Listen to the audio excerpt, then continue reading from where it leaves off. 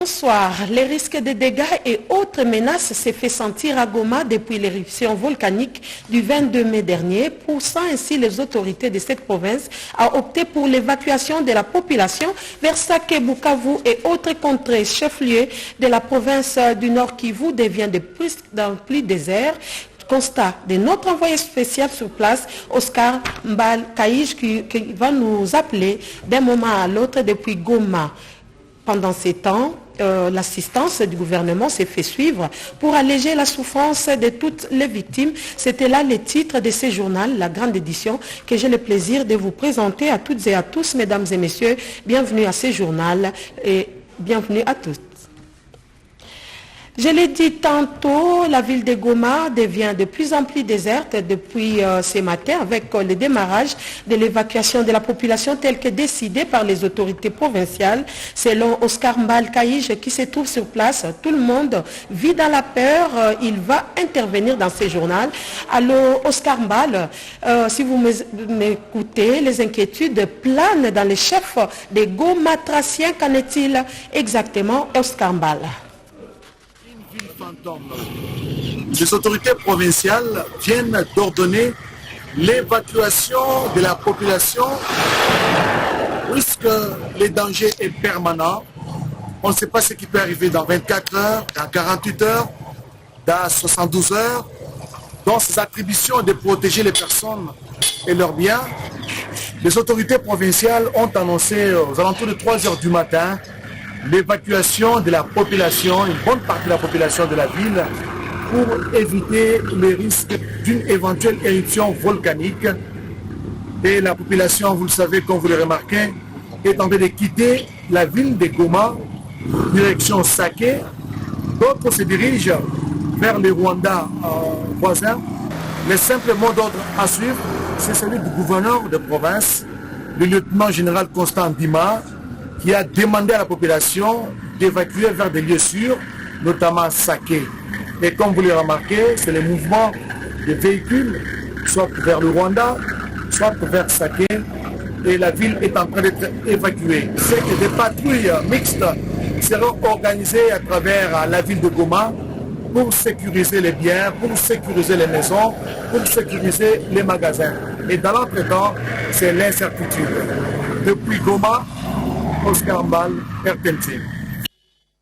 Selon les gouverneurs du Nord Kivu, une autre éruption pourrait surgir et même sous les lacs Kivu, sans prévenir, les moyens de transport sont disponibles pour assurer les déplacements des habitants de certains coins de la ville de Goma.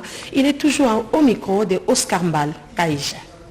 Mes très chers compatriotes, habitants de Goma et ses environs, les données actuelles de la sismicité et de la déformation du sol indiquent la présence de magma sous la zone urbaine de Goma avec une extension sous les lacs Kivu. Compte tenu de ces observations scientifiques, on ne peut actuellement pas exclure une éruption à terre ou sous le lac, mais celle-ci pourrait advenir avec très peu, voire sans aucun précurseur. Les zones d'habitation exposées par les risques liés aux coulées de lave, c'est-à-dire destruction, gaz, incendie, sont actuellement les quartiers ci-après: Majengo, Mabanga Nord, Mabanga Sud, Virunga, Bujovu, Murara, Kaembe, Mikeno, Mapendo et le quartier Les Volcans.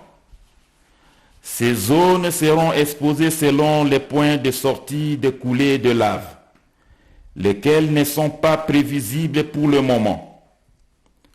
Nous recommandons et rappelons qu'il est très important de rester à l'écart des trajectoires de coulées de lave qui représentent un danger de mort par asphyxie ou brûlure sévère. Des risques supplémentaires sont liés à l'interaction entre la lave et l'eau. Ils sont de plusieurs natures.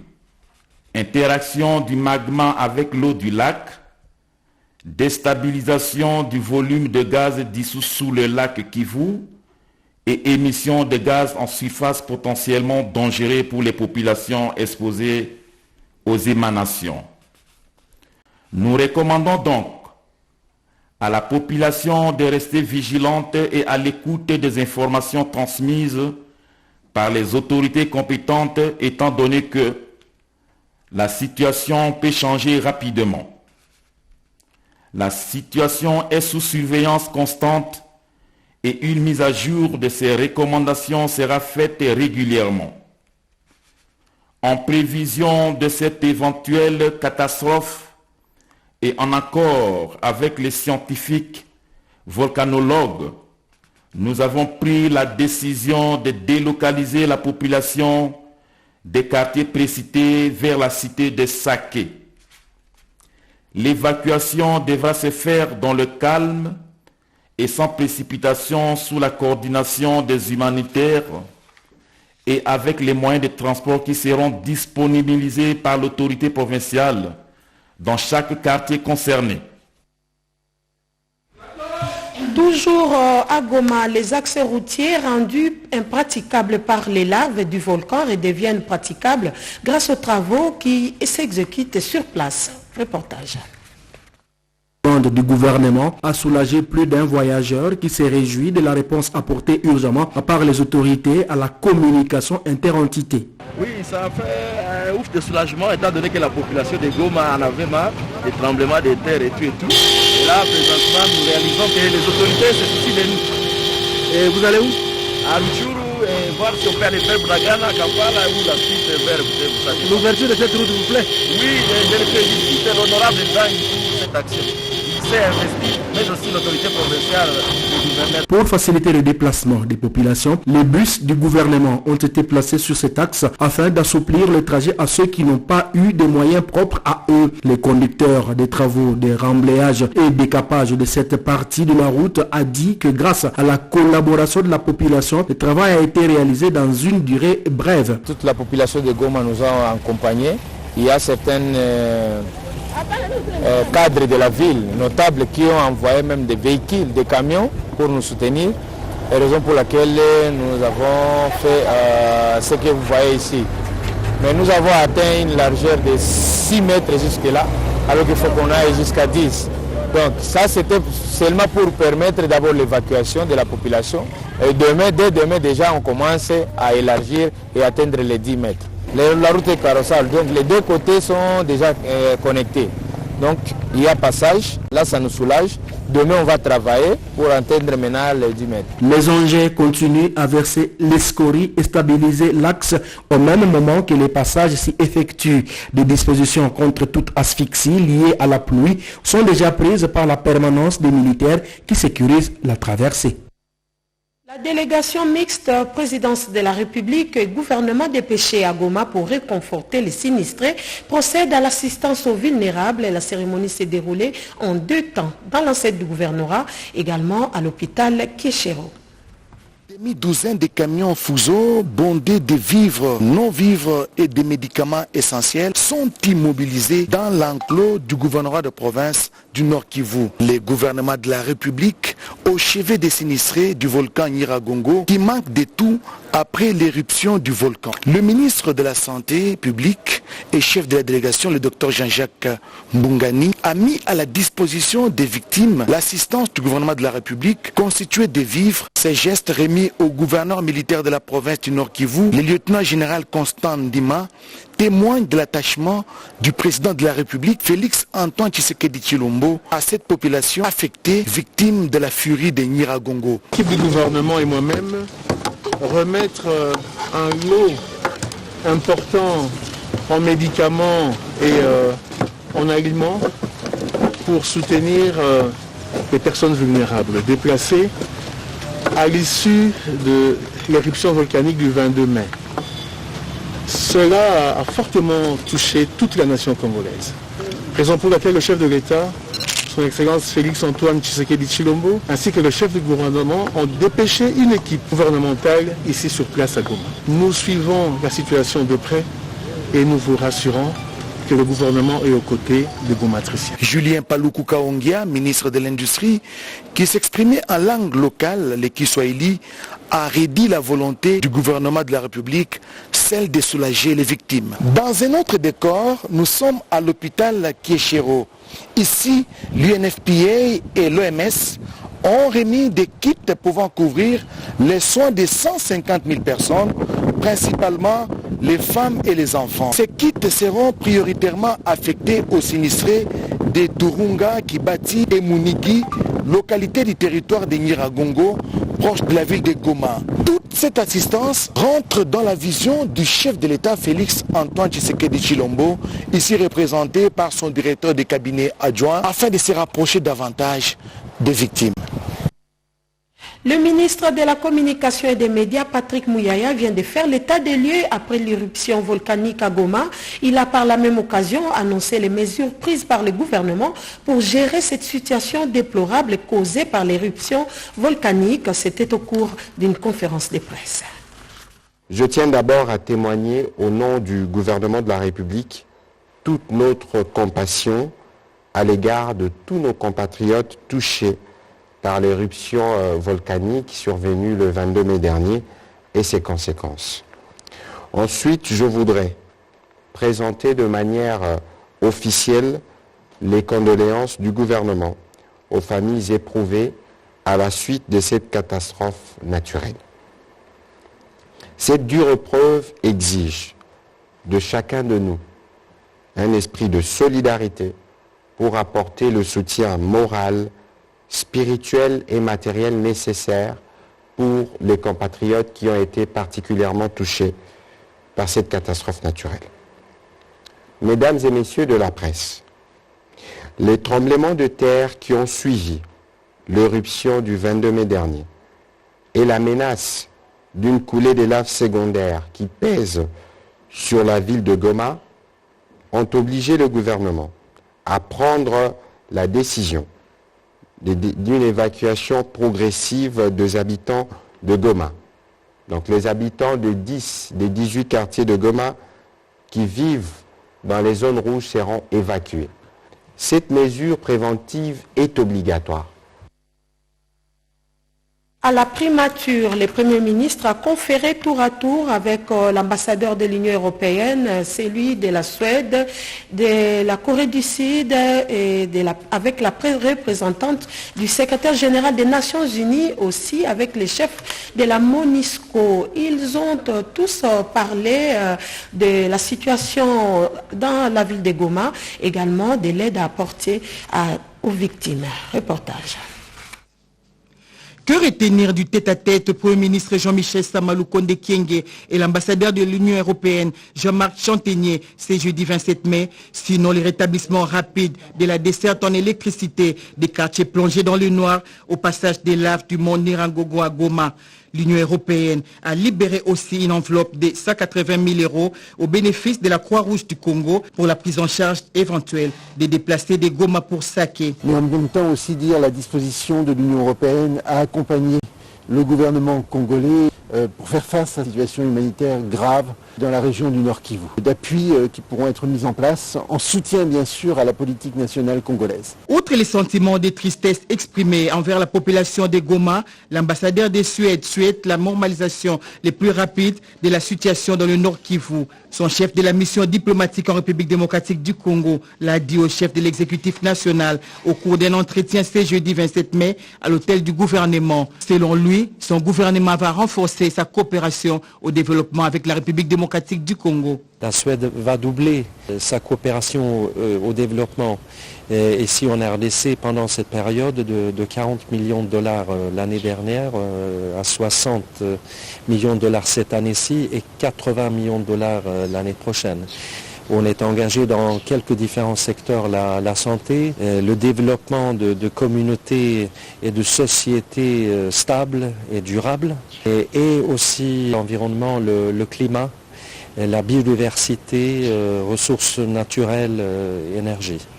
L'entretien entre les chefs de l'exécutif national Jean-Michel Samaloukonde Kyenge et la représentante du secrétaire général des Nations Unies et chef de la mission des Nations Unies pour la stabilisation du Congo, Bintou Keïta, en tournée entre autres autour de la solidarité et de l'apport de la MONUSCO à la population de Goma frappée par l'éruption du mont Nyiragongo. La MONUSCO s'associe aux agences du système des Nations Unies pour apporter assistance aux victimes. La coopération République démocratique du Congo, Corée du Sud, toujours au beau fixe. L'ambassadeur Kim Myong-sik, qui l'a réaffirmé au Premier ministre, entend renforcer davantage les relations bilatérales entre Kinshasa et Séoul.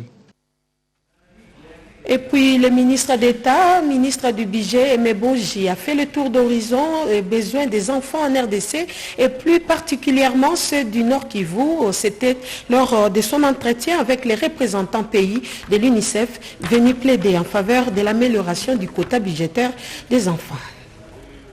Dans la ville de Goma, plusieurs familles sont touchées par la catastrophe naturelle. Plusieurs enfants se retrouvent séparés de leurs parents. La ministre du Genre, Famille et Enfants, Gisèle Luceba, exprime au nom du gouvernement la solidarité aux compatriotes du Nord Kivu.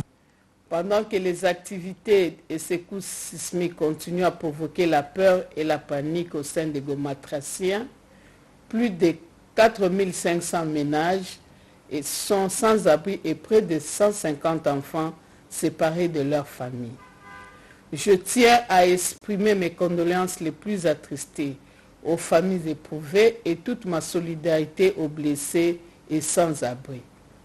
Soyez rassurés que la situation des enfants causée par cette tragédie est au cœur de mes préoccupations. J'encourage ici toutes les femmes victimes de cette éruption volcanique à tenir bon. Elles ne sont pas seules. Elles peuvent désormais compter sur l'engagement de la République. Ensemble, tous unis, avec l'aide de Dieu et grâce aux prières des uns et des autres, nous allons surmonter cette tragédie dont les conséquences sont encore fâcheuses aujourd'hui.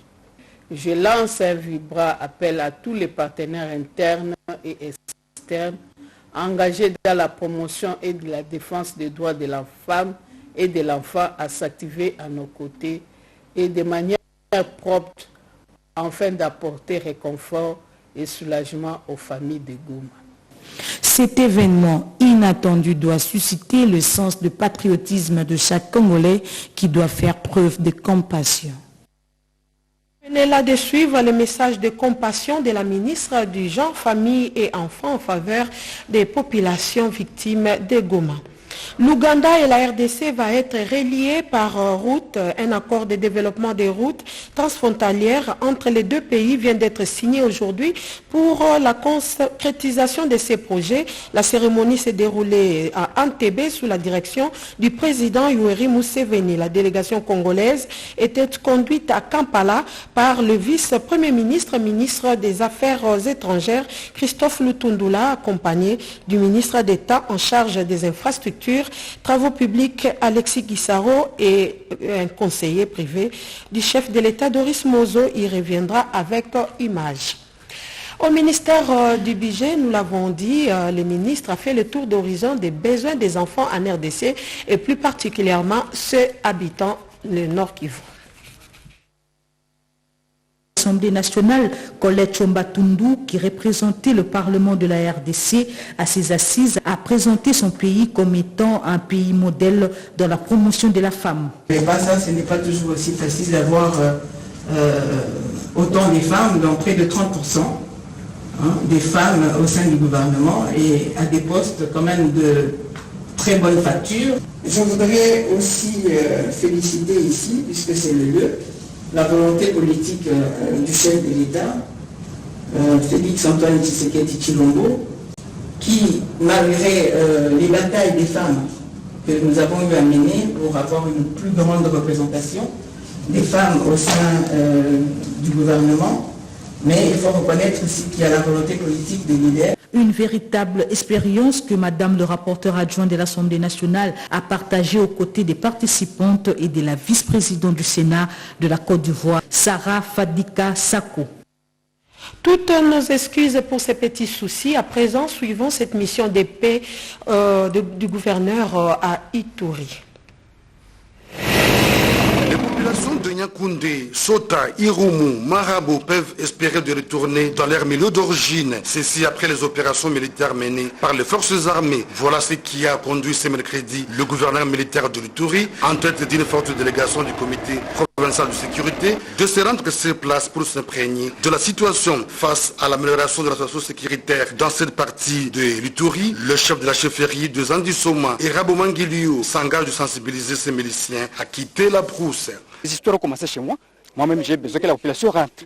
Comme l'excellence est venue voir lui me palper de doigts. Nous tous, nous allons nous impliquer plutôt pour qu'il y ait la paix. Que cette fois-là, dès que nous rentrons, nous allons sensibiliser. Et s'il y a des infiltrés, on les dénonce. S'ils sont plus nombreux que nous, par exemple, nous allons, nous, population, nous retirer pour qu'ils restent. Alors dès que nous allons retirer, je pense que la force royaliste sera aussi informée. Pour sa part, le gouverneur militaire de l'Ituri se veut rassurant pour le lieutenant général Luboyanka Chamadjoni. Toutes les dispositions sont déjà mises en œuvre par le commandant suprême Félix Antoine Tshisekedi Tshilombo pour imposer la paix et restaurer l'autorité de l'État dans cette partie de l'Ituri afin de permettre le retour de la population dans leur village. Parce que le commandant suprême qui avait toutes ces informations nous a donné mission pour que cela s'arrête et pour que les bonnes gens soient sécurisés, parce que les mauvaises c'est toujours un petit nombre. Voilà pourquoi est-ce que nous sommes descendus ici avec toute mon équipe que vous voyez là-bas. Nous allons nous réunir pour que dans le plus bref délai, on puisse rentrer la population. Aux groupes armés nationaux et étrangers, le lieutenant général Luboya Kashama Johnny réitère son message de la désolidarisation. Les enfants doivent se désolidariser de ces groupes armés étrangers pour que plus jamais nous ne vivions de telles scènes. Partout où il est passé, le gouverneur militaire de l'Ituri a appelé la population à l'unité, au patriotisme pour le développement de leurs entités.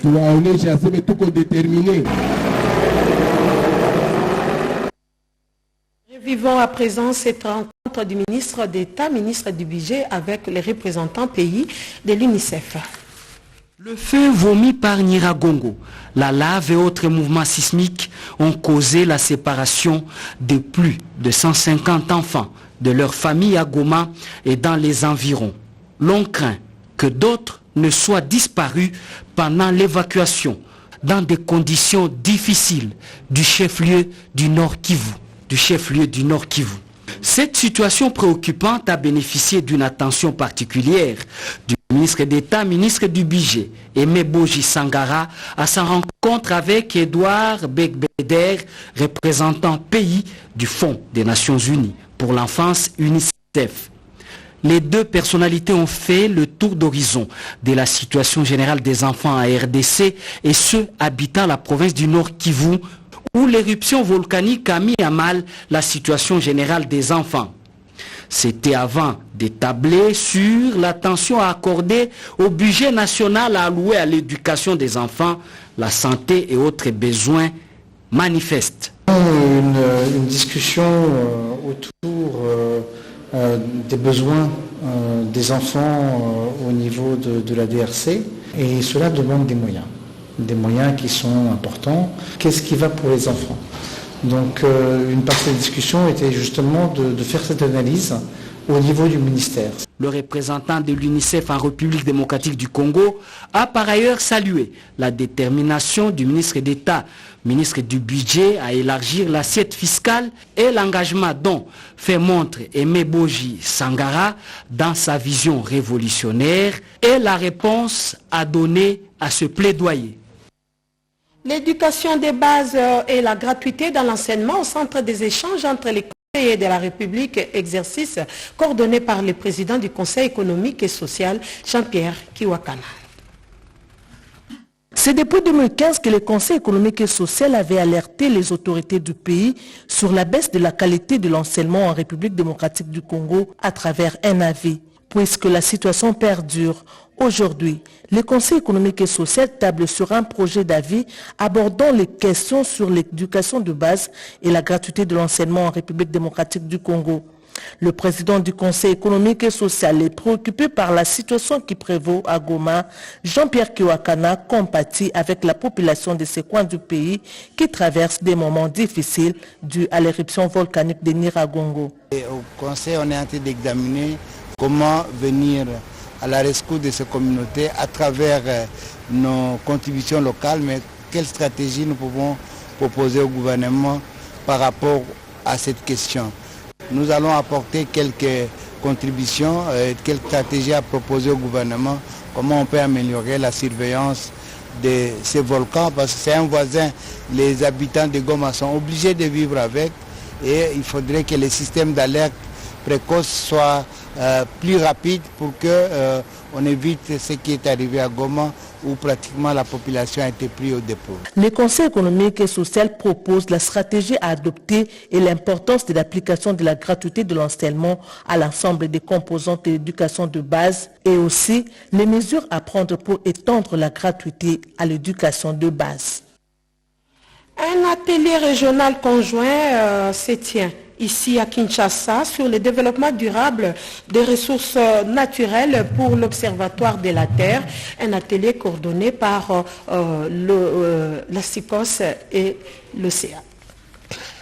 Centrale regorge en son sein des ressources naturelles immenses, susceptibles d'assurer son essor économique aussi du continent, comme les ressources en eau du bassin du Congo, géré par la SICOS et qui est le deuxième réservoir d'eau douce du monde après l'Amazonie. Cette ressource en eau douce représente des enjeux fondamentaux pour le fonctionnement des écosystèmes et les activités humaines liées à l'utilisation de ces eaux. Voilà qui a mobilisé la CEAC pour organiser cet atelier régional conjoint pour une synergie d'action en Afrique centrale afin de bien gérer ces ressources naturelles à travers les données d'observation de la Terre. Alors nous sommes déjà très fiers des résultats obtenus. Je vous donnerai un exemple. La SICOS a développé ce que nous appelons un produit smartphone qui permet aux navigateurs de naviguer en toute sécurité sur le bassin du Congo, que les capitaines ne vont plus regarder à vue d'œil les obstacles. Mais le smartphone va leur permettre de détecter à distance les obstacles pour la navigation, le mouvement du bateau. 3 jours durant, les experts du Gabon, du Tchad, de la République du Congo, du Burundi, de la RDC et ceux de l'Union africaine, de la CEAC, la SICOS et de la GEOS vont devoir travailler et se partager des informations pour qu'au finish, qu'ils mettent en œuvre un programme continental GMS et Africa, initiative de l'Union européenne et de l'Union africaine, basée sur l'utilisation des données spatiales issues de l'observation de la Terre pour l'élaboration de politiques environnementales en utilisant les données du programme Copernicus, a dit le directeur général adjoint de la GEOS. Il n'est pas normal que l'Afrique centrale, qui a une potentialité énorme en eau, coule à peine dans les robinets et un potentiel agricole important, mais un taux élevé de malnutrition. Constat fait par le directeur Georges Koulen-Fouka de la SICOS. La relance de la CADECO, question au centre de l'entretien entre la ministre du portefeuille et un représentant d'une entreprise sud-africaine. La Caisse d'épargne du Congo, créée par décret royal le 10 juin 1950, la seule banque qui possède la République démocratique du Congo, est un canard boiteux à ce jour.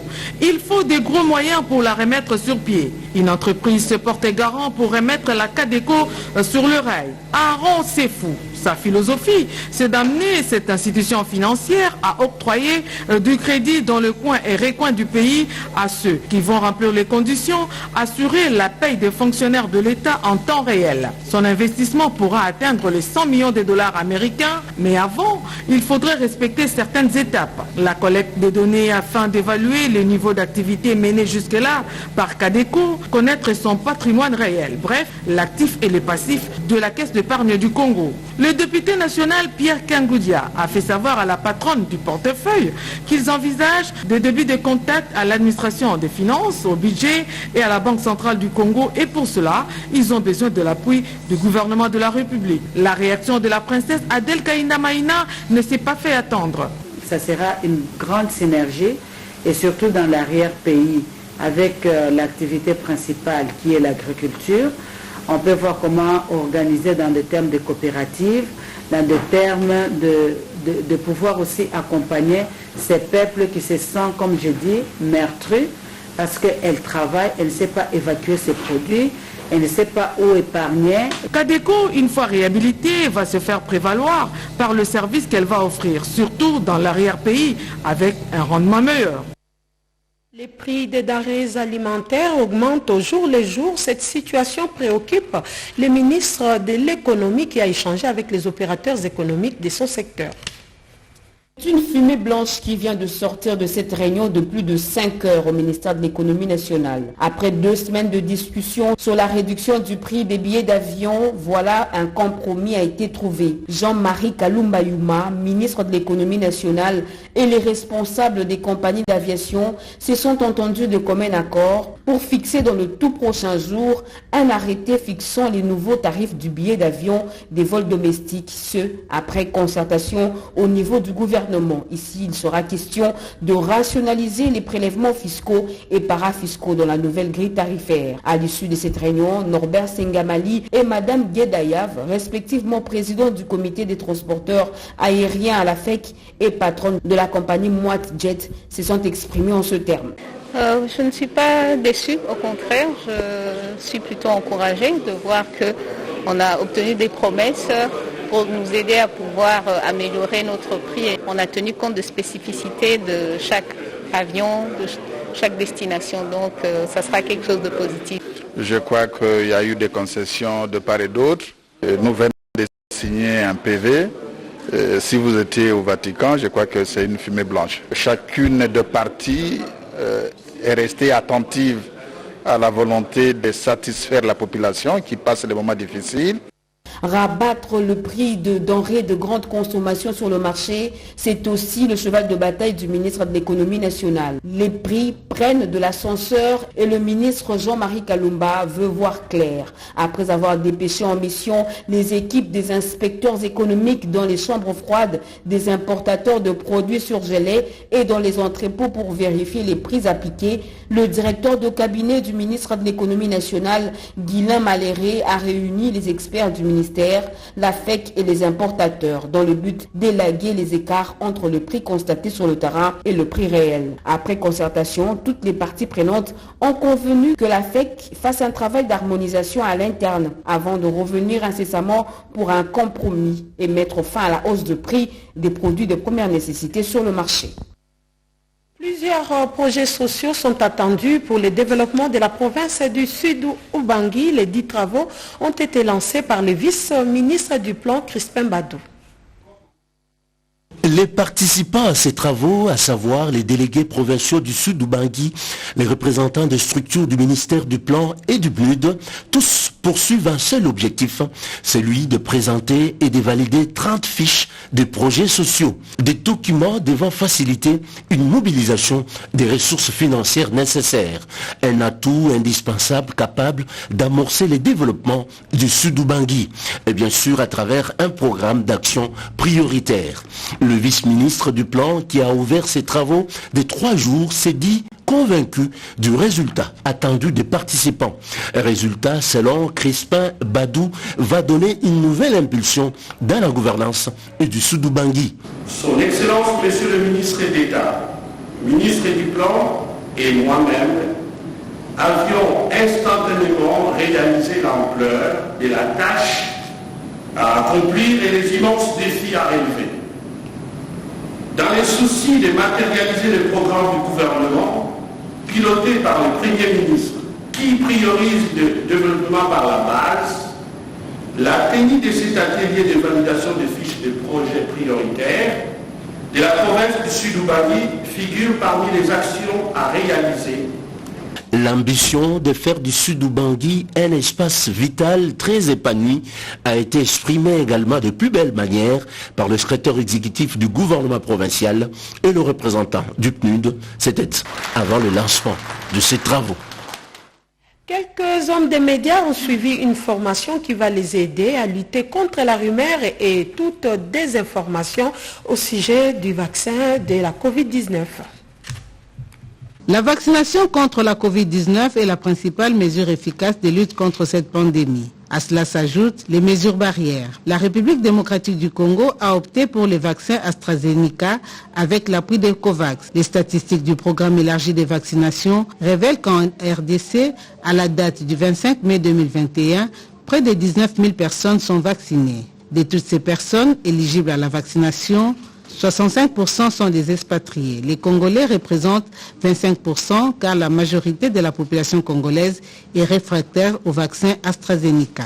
Cette pandémie intervient à l'ère des numériques. Les réseaux sociaux, qui devaient être les supports d'information des bienfaits du vaccin, jouent plutôt le rôle du canal de désinformation de la population et de la promotion des effets secondaires du vaccin AstraZeneca, créant ainsi un climat de méfiance.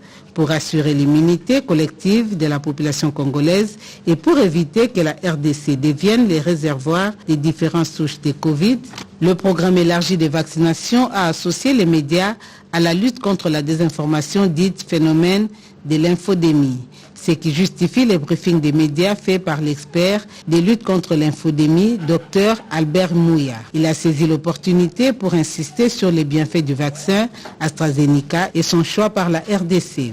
Cette vaccination a pour objectif d'abord d'éviter qu'il n'y ait pas de formes sévères, de formes graves, que les gens ne puissent pas mourir, de permettre à ce que la vie puisse redevenir normale et arrêter la transmission. Je comprends que les gens s'interrogent que pourquoi dans un environnement où on ne voit pas beaucoup de morts de Covid, pourquoi on se ferait vacciner.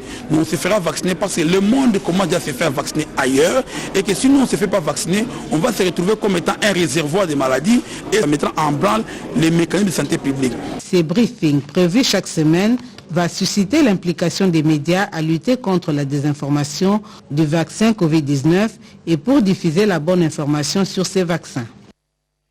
Les personnels du BCECO ont appris les méthodes et techniques d'utilisation des outils de gestion, une formation réalisée avec le concours du Fonds vert. Le système de management des projets incluant la prise en compte de différents risques, notamment les risques faibles, les risques moyens et les risques élevés, s'avère indispensable pour la gestion du fonds vert. Le personnel du Bureau central de coordination et de contrôle BCECO est retourné à l'école pour une formation de renforcement des capacités et compétences. Par cet atelier de formation, les participants seront outillés en plus des aptitudes et compétences, des méthodes et techniques, avec des outils afin de bien gérer les fonds publics en assurant le contrôle et le monitoring des activités dont les bénéficiaires ultimes restent la population congolaise. L'expert formateur en gestion des risques. Dans le contexte des readiness du BCECO, il faudrait que le système de gestion des risques soit implanté. Nous outillons les employés du BCECO des compétences, des aptitudes et des techniques et méthodes capables pour gérer efficacement le projet. Le directeur général du BCECO, Théophile Matondom, apprécie à juste titre l'initiative. Nous organisons ces formations dans le cadre de l'exécution du RIDMES sur le renforcement des capacités du BCECO. Et ça, c'est un programme que nous avons convenu avec le Fonds vert pour le climat. Un programme qui vise à mettre à niveau, non pas seulement les connaissances du personnel, mais aussi à mettre à niveau les outils de travail. Nous avons commencé par le plan stratégique et nous avons fait aussi quelques séances pour la mise à jour de nos manuels de gestion financière. Et maintenant, nous cheminons avec la gestion des risques. Notez, dans la gestion des projets sans outils de risque, tout est zéro.